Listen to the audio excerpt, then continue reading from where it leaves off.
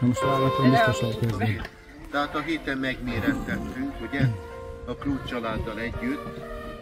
És nem mondom, hogy kevésnek találtattunk, de valaki többnek találtatott, sajnos egy első lehet, egy második és egy harmadik, de mindenki dobogós helyen végzett, úgyhogy hála Istennek, hogy ezzel nincsen gond, úgyhogy örülünk neki. Sára, da-da-da!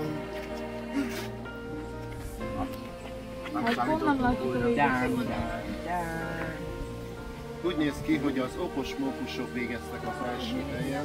Igen. 66 ponttal, tapsoljuk meg őket! Most csináljuk. A második helyen a holnapig végeztek 48 ponttal, ami majdnem annyi. És a harmadik helyen a egységek tetején 45 ponttal, kicsit egy hajszállal lemaradva a második helyén. Amíg az első helyhez odaírnánk egy hatost, akkor már rettegnék és senki nem jöhetne be az autómba, szóval... Mert az már egy jel lenne. 999, ne fordítsam. Szóval gratulálunk az elsőknek, az okos mókusoknak, és egy kis nasi az útra, nem tudom, hogy a családfő majd eloszta, hogy kinek akkor mi jusson, igazságosan nem tudjuk. Annak a családfő.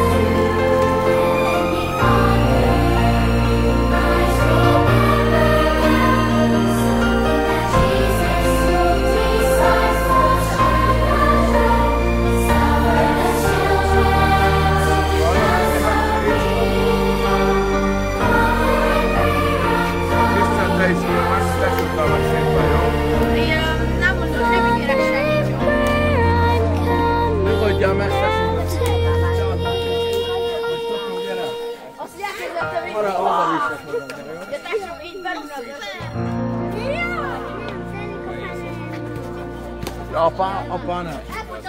Nem nyújka. Nem nyújka. Csika, elmész a magadra a fiadat, magadra a fiadat, jó, azt mondta, jó.